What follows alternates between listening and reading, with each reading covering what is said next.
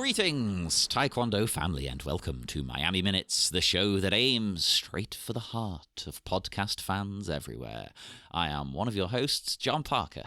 And I'm here flipping around with reckless abandon. It's me, Niall McGowan. You are known for that. You are something of a gymnast. A constant cartwheel McGowan. That's what they used to call me back in the day. It's from numerous gymnastic routines I would do nearly every hour of the day. So There is a wrestler I'm into at the moment called Jack Cartwheel. Can you imagine what his specialty is? He jacks people off. Yeah!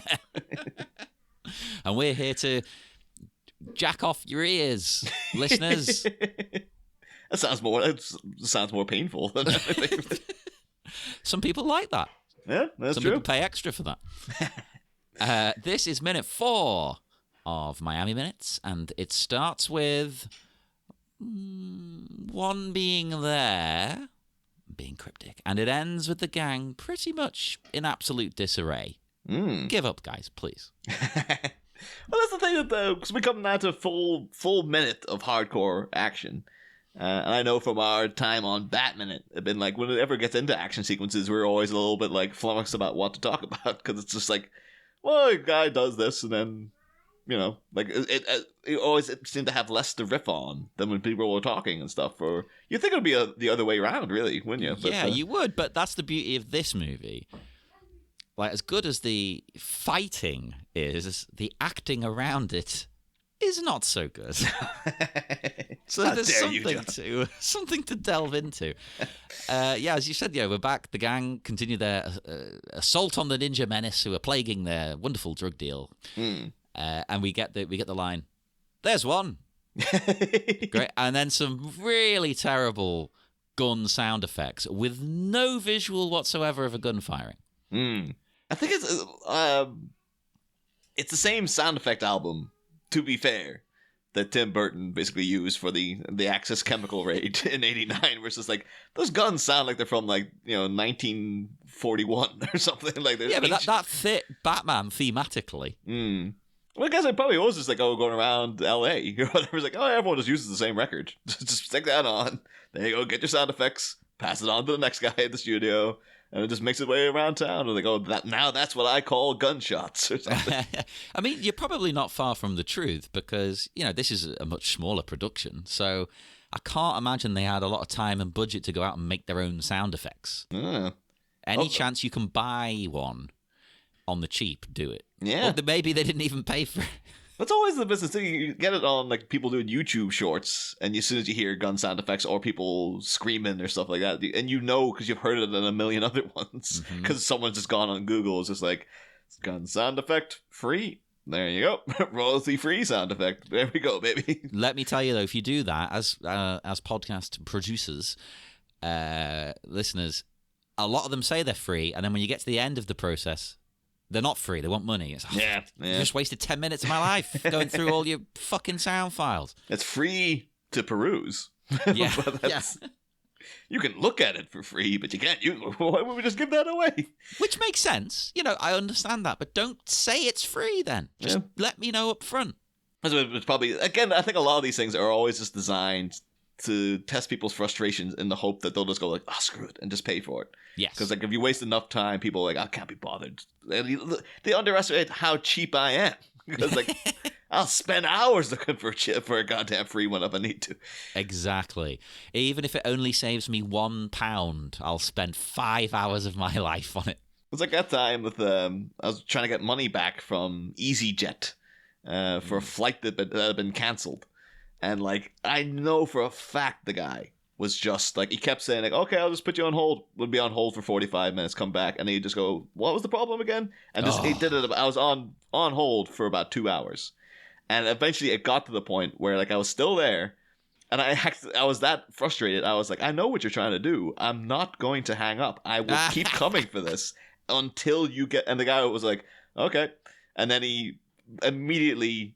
he's like, I'll call you back in 5 minutes. So he hung up, and then literally 5 minutes later, a different guy came on, instantly gave me a refund. So I know that they were just trying to mess you around. And they're like, we'll just see how long we keep it going until this person goes like, oh, screw it. And then we keep the money. Let me tell you, listeners, be like Niall. Be persistent.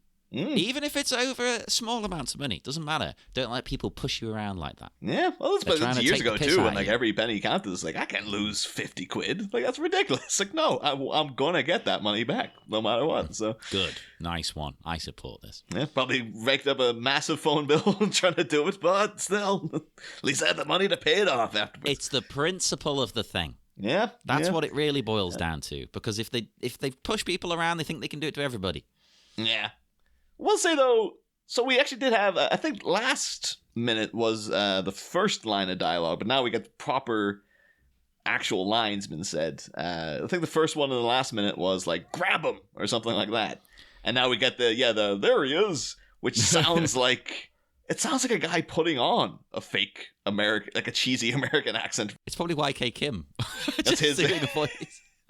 It's like, Maria Bamford, because she has a kind of very distinctive voice, but then you always see her going into like a normal person voice, and it's kind of like, why don't you just do that the whole time? It's like, that's not my actual voice, so I can put it on, but that's turns out YK Kim can do a perfect American accent all the time. It's like, I'm not gonna live a lie. I'm gonna do my normal accent. I don't care if people can understand me or not. It's like Arnold Schwarzenegger can actually speak perfectly American, but he chooses not to. Why would he? But the thing is, all of the lines here, all of them are ADR'd. Like, yes, aggressively so.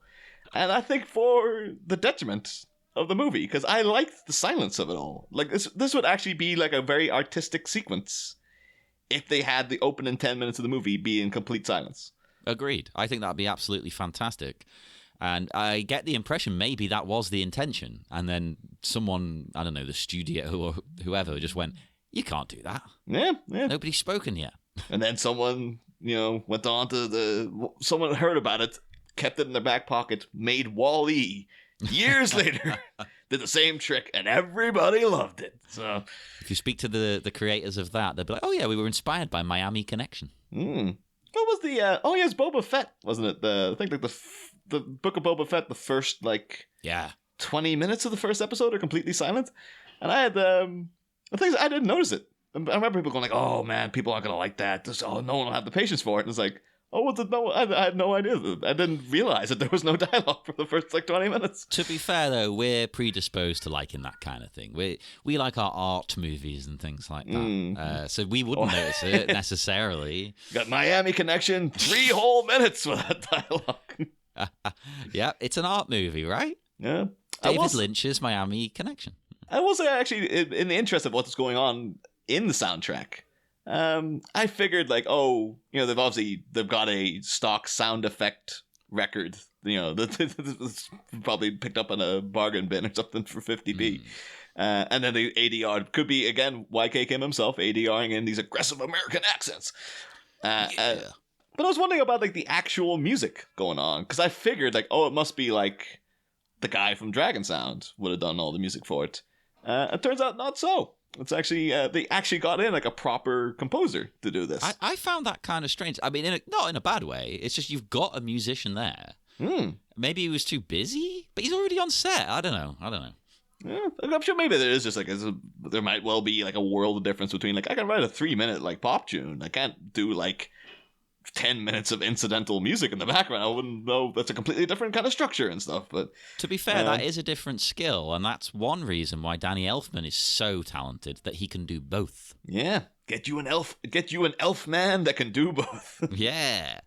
But looking into this guy, the music was done by a fella called John McCallum, and he's actually done I would say there's anything amazing, but he's done quite a few movies and stuff. That's a bit mean, it's better than doing nothing. Yeah, this is the second one, but he also went on to do the music for a movie called Soul Taker, starring Joe Estevez and Robert Z'Dar and Vivian Schilling. I mean, if Robert Z'Dar's in it, I'm there. And just the poster of it is it's Joe Estevez in a long coat looking sinister. And I think he is literally like a demon coming to steal people's souls, I think is the pitch. But it's early 90s and it's cheap, and it's I bet you it's fucking great. But, it sounds godlike. He also did music for something called Future Shock, which is a 1994 horror anthology starring Bill Paxton. Oh. The guy played Kreese in Karate Kid and Cobra Kai. Martin Kove, he's in there. Amazing. And also Vivian Schilling is back again. But the thing is, Future Shock was directed by... I had no idea he went back this far. Directed by a little guy called Matt Reeves, who, of course, did The Batman very recently. So we've got to cover it on our Batman show. Oh, of course. I thought Matt Reeves was like, oh yeah, he's just like fresh out of school or something. It's like, no, apparently he's working back in 1994. It's like, I had no idea. If you told me Matt Reeves is like 24, I'd be like, yeah, okay, yeah, probably. That makes sense. I just thought, it was just like, yeah, Cloverfield. The guy hit big with Cloverfield. And that was like, what, 2008? 6? So thereabouts. So like, oh, so it's probably longer ago than we think. We're old. Yeah, but then found like, no, he's working like in the early 90s. Like, oh my god, no idea. But also did the music for Terror Eyes, starring Vivian Schilling. Yay! And he did a couple of weird things. He did the music for Surf Nazis Must Die, of course. The greatest film title ever made. Yeah, of course, from our... well, not our buddies, but we do know a guy who knows Lloyd Kaufman. But Trauma Entertainment, one of their big hits. I actually know 3 people who know Lloyd Kaufman. Ah, so we're getting closer every time. Yeah, we one step away. He'd come on this podcast probably. I was thinking maybe we should do like Toxic Avenger minutes or something. I'm sure he would. Like one of those. He's very old though. We'd have to do it now just to check, like he's in his 90s or something. So, I would love to do Sergeant Kabuki Man, but it's too much of a minefield to be like. It's very, very dangerous in terms of like, well, like it's not exactly a very PC movie in itself. So. No. And then he also did the music for something called Father Frost, which just makes me think of Father Ted with the Frosty. Father Frost. I was thinking, is it the prequel to Jack Frost, all about his relationship with his father? What drove him to a life of crime? Oh, I thought you meant the Michael Keaton movie. No, this is me we're talking about. I never mean the Michael Keaton one. It's always the horror. We did a movie by minute on 2 Michael Keaton movies. So. Yeah, but Jack Frost is the horror movie. Michael Keaton, I'm sorry, man. Yeah, you're not the proper one. But you're the proper Batman. But the Father Frost stars Pamela Adlon of Millie/Willie fame. So hey. Pamela Adlon becoming the unofficial spokeswoman of Miami Minutes here already. Yeah. But yeah, Father Frost. I just love the plot summary they had on the IMDb, because it starts off with robbers, witches, mischievous elves, ruled by the all-powerful Father Frost. The force of enchantment is the most bizarre and remarkable place in the world. It sounds horrible. I don't want to live in this place. I think, though, that makes it sound like Father Frost is the villain, but the more it goes on, it's like, no, Baba Yaga is the villain, and Father Frost is like the protector of the forest. It's like, you said he rules the forest. Like, no, yeah, that sounds like with an iron fist. Yeah, unless you're like, Mufasa or someone. Like, I guess he ruled, but like his whole deal was that he didn't really. He was like a cool king. Yeah, Mufasa would never say, "I am the ruler." It's like, no, this is like a community. We all work together. Yes, I'm technically in charge to make big decisions, but I'm not ruling. Yeah, ruling implies some kind of force to me. But yeah, and also just a random little thing too. That I noticed in his credits, John McCallum had Phantasm 2. And I was like, oh, he did the music to Phantasm too. I love the music. The Phantasm theme is a horror classic. The really distinctive horror theme. It's kind of up there with, a less famous version of Halloween, but the Halloween theme by John Carpenter's in that same league, in my mind at least. But let me guess, he didn't come up with that bit. No, he did like work on like the makeup department. And so it's just like, oh, he's just, I guess he's just like a jobbing guy around LA. And he's like, yeah, there's some helped out in the makeup department for Phantasm 2. It's like, but you didn't do the music? No. I was like, well, the music's the best part of the movie. It's like, I don't know, nothing to do with me. But I did do Surf Nazis Must Die. And I was like, oh, fair enough. That is quite a feather in your cap. I'll give you that. Yeah. But yeah, so John McCallum. He's still knocking around, still doing very, very cheap movies. And, earning his keep on Miami Connection as well. Because, again, he had the soundtrack 3 whole minutes where no one was even talking. So, to be fair, though, this is the best music because it was very repetitive. Of sometimes that's what you need, you know? But yeah, so what happens next? We're just into full on ninja attack where people are just firing freaking all over the goddamn place. The shit's going cray, man. Oh yeah, I mean that first ninja gets away. These guys are like supermen, but then one of the gang guys selling the drugs, he's had enough. He grabs the box and leaps over the goddamn barrier and down to the beach. Holy crap! What a fall! Is he alive? That's that was the thing. Like he's gonna that's really gonna knacker your ankles, man. that's... Yeah, sand is hard. That's not gonna be. I know technically it's soft, but not when it's compacted. Don't jump over the fucking. Was it like a boardwalk? I don't know what you call that thing. Fucking hell. Somehow he does survive. He's absolutely fine. It's going to be like, under the boardwalk, where there's ninjas in Miami. Under the boardwalk. No, it turns out he's absolutely fine until a ninja appears, kicks him, and then slices his head open.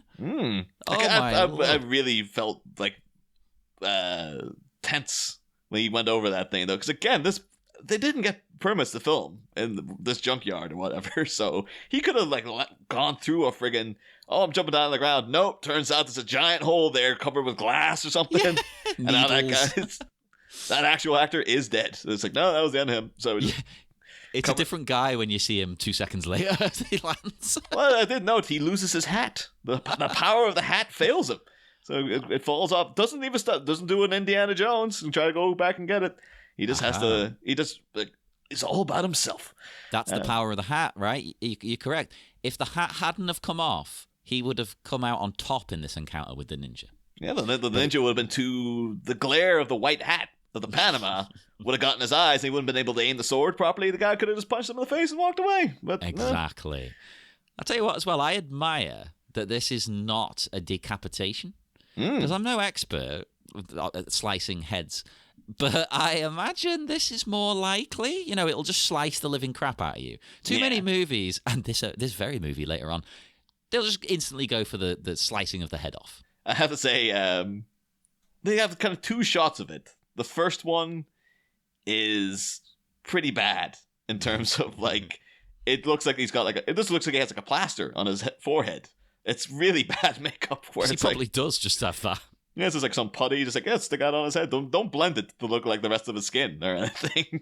And just like put some fake blood over the top of that. Looks great. At least then when they cut to the next shot of him, it does look like a proper head wound. Like they've gone to, again, it's like a trauma entertainment level makeup job. But some of those are good in a cheesy kind of way. But the first shot is pretty bad. Although he is getting some more product placement in for the 3 flavors noodle, because he's kind of holding the box up very prominently to be like, there it is. It could be like the guys were like, we have to have at least 10 seconds of exposure in the movie. And we've only hit 8 so far. We need to put something in. It's like, hold up the box higher. That's fantastic. I love it. No, they're not one to be restrained with their advertising of this product. Although he's also got which he's got a ring on. Is it a wedding ring? Which finger is it that has the wedding ring? Well, it's usually the left, which it's on his left, unless something's mirrored, but I don't think it is, looking at the box. So. Yeah, and it's on the third finger down. Is that the... Yeah. By God, this man has a family. That's still the thing I've been reeling from. I told you a couple of weeks ago that that would make me instantly think of the classic Austin Powers, like, no one ever thinks about the family of a henchman or whatever. And then found out that that's not in the American cut of the movie. They take all those scenes out.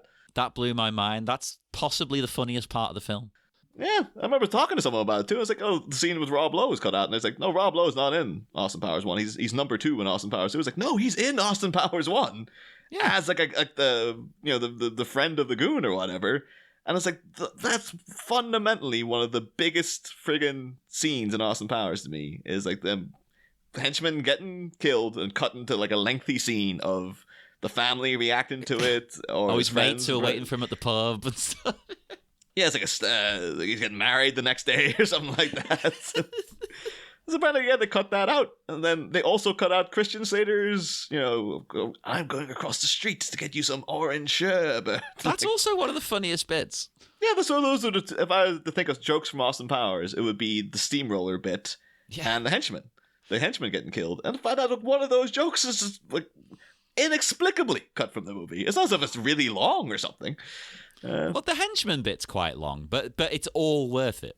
Yeah, oh yeah, but it's so now I hate to tell you, American listeners, but you're getting a lesser version of Austin Powers. You have been since 1997. I hope they've put it back in now, like on the streaming and stuff. I think they'll probably just be like an extras. Like if you have the Blu-ray or whatever, you might have it, but or you just go on YouTube. But nah, it's integral. You can't take it out. If you don't have the option to watch it with those in, I wouldn't watch the movie. That's how important they are. Oh, yeah, I wouldn't watch that. If I was over in America and someone, you want to watch Austin Powers? It's like, not here. No way. Not today. Suckers. But that's the problem over there, Those capitalist pigs must pay for their crimes.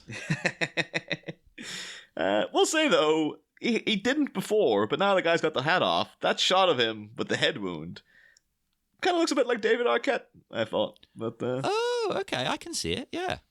So basically, we're recasting this as we go. We've got Scott Bakula, we've got David Arquette. Okay. Got to put in Pamela Adlon in there somewhere. Maybe she can play YK Kim. I don't know. Oh, yeah.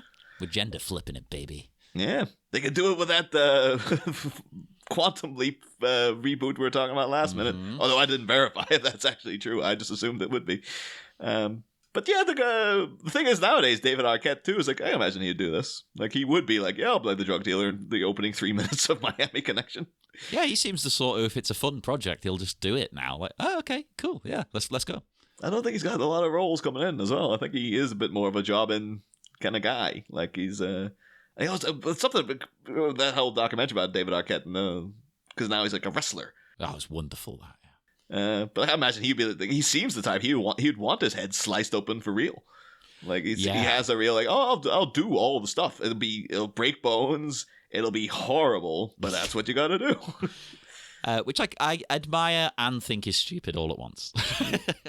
You find out in all the Scream movies, like, no, he actually does have like that limp now because he insisted they stab him in the back. It's for real.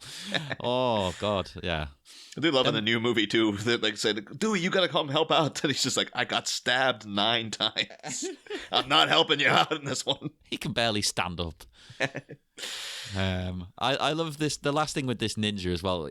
I quite like how he pulls back for a finishing blow, but it becomes kind of obvious to him that's not needed. He's showing restraint. He's like going, "Oh no, that guy's bleeding to death. It's fine." I'm pretty sure you should never take things for granted in the middle of a battle, though. Like, just hit him again. Hit him again.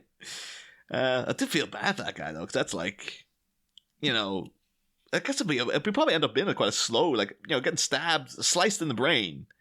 You'd probably be still alive for, like, a couple of minutes after that. I'm going to say, I don't think it's gone through to his brain, right? I assume he's just sliced his head open, but you've got, like, veins across there, and, like, that's quite a lot of arteries and things. You think you'd almost want him to do the killing blow. You're like, rather than have to lie in agony, bleeding out. Like, you can't even see the blood coming in your eyes and everything, man. This would be horrible. Oh, yeah, no, it would. Oof. And even a small cut on your head just pumps blood everywhere, because I think it's like a pressure thing. Oh, my God. I've cut my head open, like, just, like, an inch. And holy shit, it was everywhere. It was like wrestler, I was like Cody Rhodes blading. Well, but I feel a bit bad for not David Arquette, but at the same time, if he had that hat on, it could have taken the brunt of the of the blade, when yeah. Although they might have ruined his it could have been there like, we only have 2 of the hats. Okay, we got to use them again later in the movie, so don't get it dirty or anything. Whatever you do, don't get fake blood on those hats. Yeah. It's like, we got like 5 other goons have to wear those hats in like about 20 minutes time. That is using your budget wisely. Yeah. More movies need to do that. So there's a guy here who's just like fire. Well, actually, there's a guy. All of the gangsters are just sounding off those Uzis nonstop, shooting at nothing. It's meant to be like Predator again, isn't it? Yeah, although this That's the same year as Predator, isn't it? This is 87, so I don't know, maybe this is like... Is this great minds thinking alike? Well, yeah, I don't mean it's literally inspired it. I just mean, it's that same vibe of, where are they? They're in the trees. Okay, let's say Vietnam inspired it. Yeah. I do in Predator, like after all that too, it was like, I really wish we hadn't wasted all that ammunition. So, there really wasn't any need for that. I get the logic. It's like, I'm bound to hit something. He does hit the Predator. Yeah. That's when they discover, if it bleeds, we can kill it, right? Yeah. Oh, poor Bill Duke. There's so many things to talk about. Let's not go down the Predator hole, because that could be so many. Just in Bill Duke's character alone, I could still talk for hours about that. But... That's a fetish club I frequent, the Predator hole. I mean, that is a very dodgy name for a fetish club as well. It's like, what kind of fetish is that? That sounds exceptionally seedy. There's a wide spectrum of fetish play, but we won't go down that road either. Yeah. We see one of the ninjas pulling a bow and getting a guy right in the heart. But this ninja, I thought, had very feminine eyes. Oh. Is it going to do the classic Star Wars reveal of, like, it was a woman the whole time? Can you believe it? It was Princess Leia. I was thinking, is it a lady? Is it like a lot of Japanese movies will have things with gender play, like kabuki and things like that. Is it a femboy? What are we looking at here? They're very masculine hands, very feminine eyes. Yeah. I mean, I don't know if the ninjas in the movie have any kind of discrimination. It's like, no, if we have a lady ninja, as long as she gets the job done. I don't know what the policies are or what they were in feudal Japan. That's a good question. That's something we should look up, because you could imagine that would, back in those days, that would be unheard of. Like, no. But at the same time, who better to be a silent assassin? Yeah. The thing is, like a woman with a bow and arrow now instantly makes me think of Mary Elizabeth Winstead in Birds of Prey. And the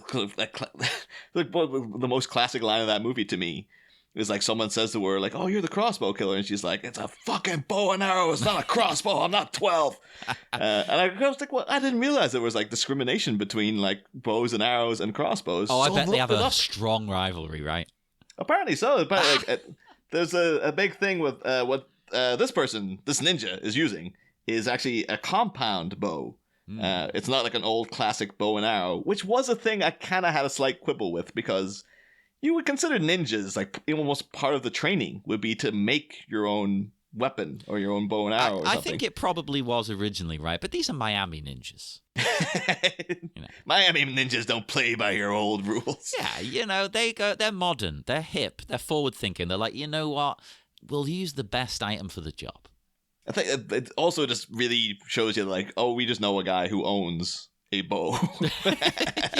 Probably this actor. Yeah, he loaned it to us for the movie, but it's still like, it's an ostentatious bright orange bow. Not really the kind of stealth thing that a ninja would have. Yeah, you think it'd be all black, but the guy's like, you cannot paint my bow. Yeah. It just really has the vibe like, oh, I bought this for like hunting deer or whatever. It just has that real vibe of like, it doesn't strike me as a classic ninja weapon. But no, it's a compound bow, because you see all the little mechanics on it and stuff. That is part of, instead of, having to use everything in your strength to pull the bow back and actually bend the bow itself. There's a series of levers and pulleys that like does it for you. You're still pulling the bow back using your strength, but it retains all the kinetic energy. So it actually goes that's much... what that means. I've always heard the phrase compound bow, and I had no idea. Yeah, so it actually goes much further and much... So the benefits are that compound bow is more stealthy because it's completely silent.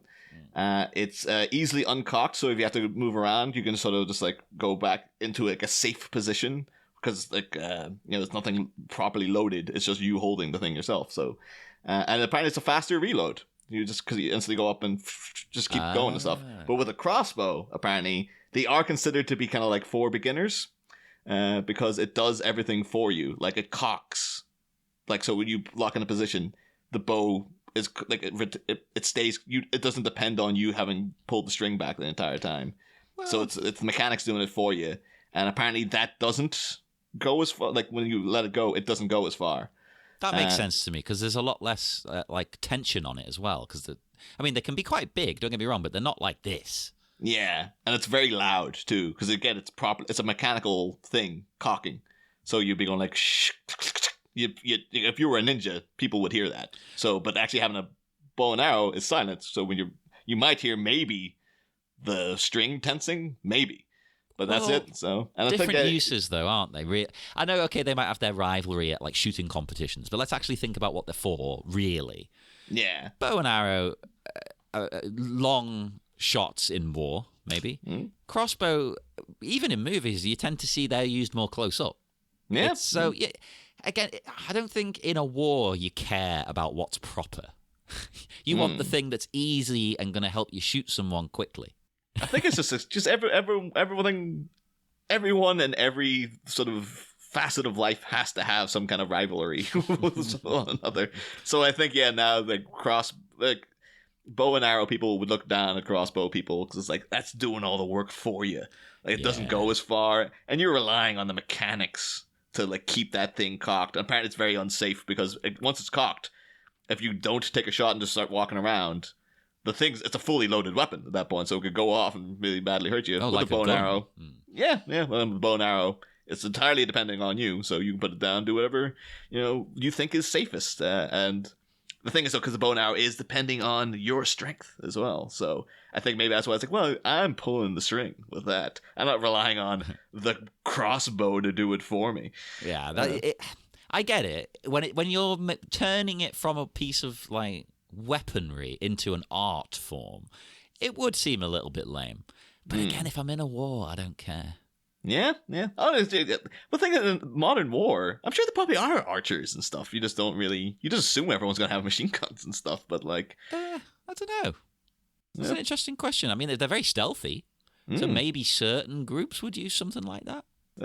It'll probably be out by the time of airing, but I am very much looking forward to. And speaking of Predator, this Prey movie with Amber Midthunder from Predator, or not from Predator, from Legion. As Native American up against the Predator, seen from the trailer, depending on bows and arrows and stuff, to actually get the job done. And I'm just like, maybe like Hawkeye didn't achieve its goals of trying to make archery look cool again. It was just like you're having to make up like sci-fi arrows and stuff, but maybe Prey will do it and it'll bring back the bow and arrow in a big bad way. Although I guess it just came back with the Hunger Games. Everyone was into it for. That's true. I wonder if that actually led to an increase in kids taking up archery.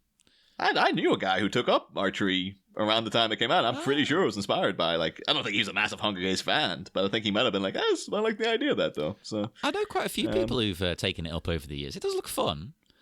But it also seems like one of those things that's like so super nerdy that if you're going to do it, it's going to like become your entire passion. Like you don't just go and do a bit of archery. It's like, oh, no, this is what I'm about. I remember there's that brief period too when Drew Barrymore movie with Elliot Page, Whip It, came out. Yeah, I love that movie so much. This was a burst that year of people been into roller derbying for like 6 months. And then it all just dropped off again. No, I mean, it did. I agree, but I am into it because I live right by where they do it here in Liverpool, Greenbank.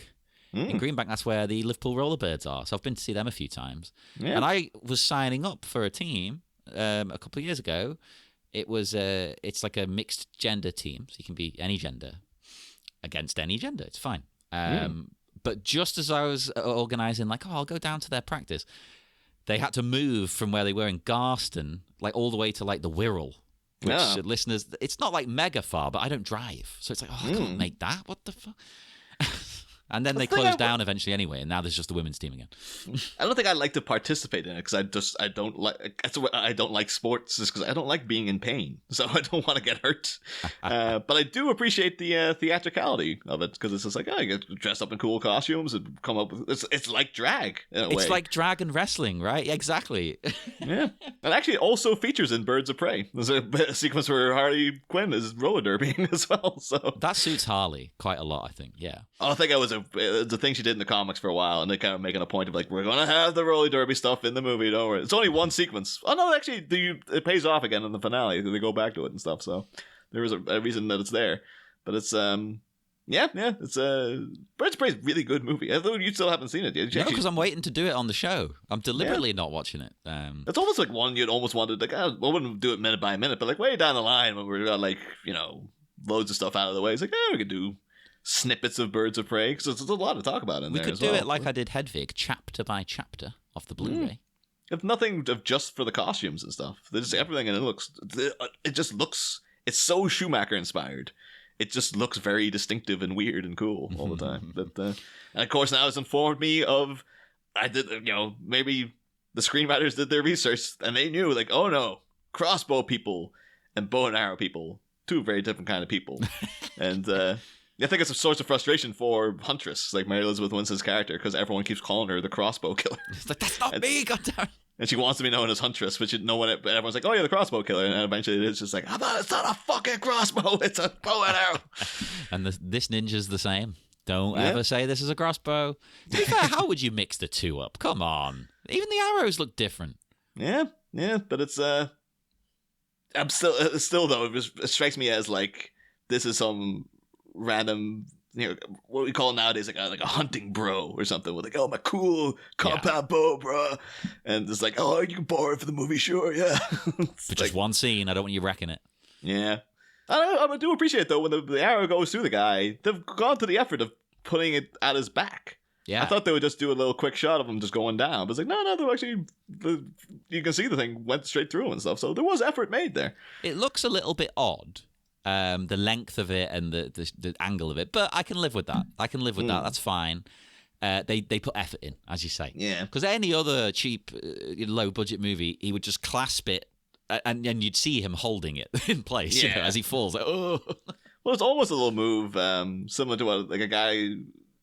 I think it's the same guy who jumped up on the table, because he's still on the table, and the ninja tries to like slice him twice. He manages to dodge both blows. Then he rolls off. And a ninja comes for him with a sword, just like it's a friggin' like a spear or something, just running towards him with the sword out. And he does that classic, almost childhood move of like, it looks like he got stabbed, but the sword just went in through his arm. It's under his armpit or whatever. Oh, we've all done that. Fair play to the guy too, because assault by ninjas. He's really holding his own against two ninjas. Like, this guy, he knows how to fight, I guess. Yeah, pour one out for him. Yeah. I just always assume that in a post-Sopranos world where you see how, like, useless mobsters really are. There's just no way that, friggin' Paulie Walnuts will be able to fight a ninja. They know that as well, but they're still fighting. Except this one guy who's fantastic. He gets the gun kicked out of his hand, so then he just tries to hightail it out of there slowly and gets battered anyway. It's fantastic. Look, if I'm in the gang, I am surrendering at this point. Screw it. You can't defeat one ninja, let alone countless ninjas. As you say, I'm just some gang guy. I'm not even the boss. I'm not like, hi, I'm just a dude. Yeah. I mean, I could do the, I don't know if we mentioned one of the previous episodes, but like the Iron Man 3 thing of like Tony Stark just demolishing all these goons, and he sees a guy, the guy just puts his gun down, goes like, nope, they're not paying me enough. I'm walking away. And he's like, fair enough. Like, it just goes on about his business and stuff. So yeah, exactly. That'd be me. Screw it. They probably think, well, the gang will kill me if I get out of this. These ninjas are going to kill you. Yeah. So you're going to die. You might as well take the option that has a chance you'll get away. Although we only see like a kind of handful of the guys fighting, there was about 50 goons there. I'm assuming the ninjas have killed all of them, but it's like a massive body count that we're not seeing. Like it's all they're just been off screened to death. Or maybe they've got the drugs out of there. They've left it.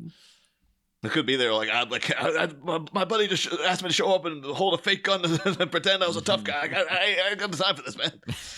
That actually might have some sort of plausibility here. Maybe they weren't really a big gang. It's all for appearance to the other gang. Yeah. So they kept all just drafting in extras in universe.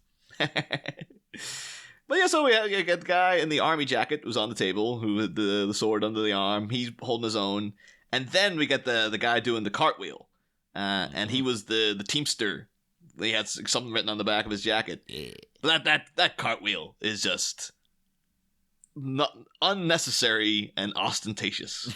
And it's really just like YK or Grandmaster Kim.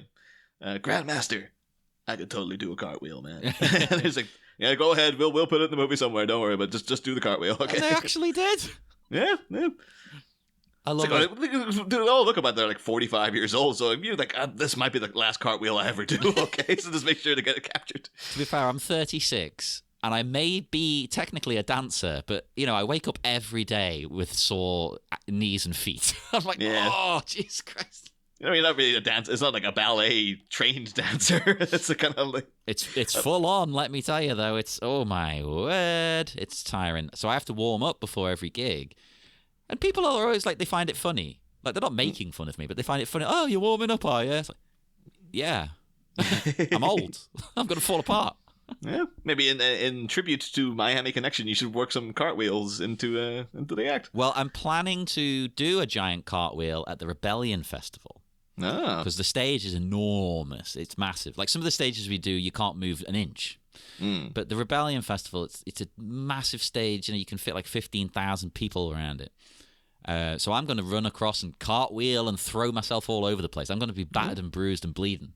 Yeah. If there's a table, you got to go up there with a fake Uzi. Just jump on that table. Hey, if I can incorporate a fake Uzi into one of the songs we do, I'm doing it. Yeah. But yeah, that's kind of... I'm kind of noted out now because again, it's just a load of guys fighting. I'm always a bit stumped to talk. Like, well, it's weird that we've chosen to do a movie that's like 98% of just guys fighting. but that makes it better because we focus on weird things like cartwheels. But you know what we got to do? Consult the drinking game. Oh. So, listeners, get your drinks ready. Get a second drink ready here. Or your lines of Coke, of course. Or your Coke. Can you do 2 lines? Well, I don't know. I'm not a drug taker. If you want to do 2 lines, feel free. So, sliced with a sword. Take a drink. Also, the arrow counts 2. Bam. Take a drink. Boom, baby.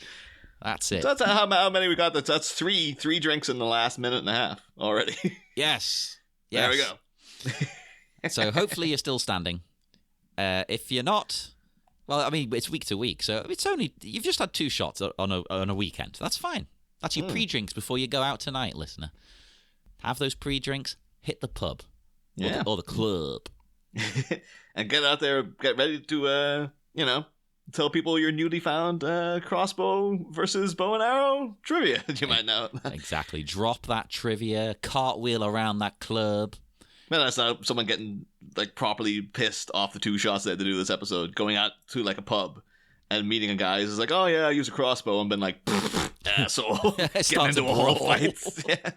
Hey, that's how it goes. Goddamn Miami Menace ruined my weekend. That's how it goes down in Liverpool anyway. A fight would probably break out about that. So hopefully keep yourselves safe, and we will head off now out into the wilderness.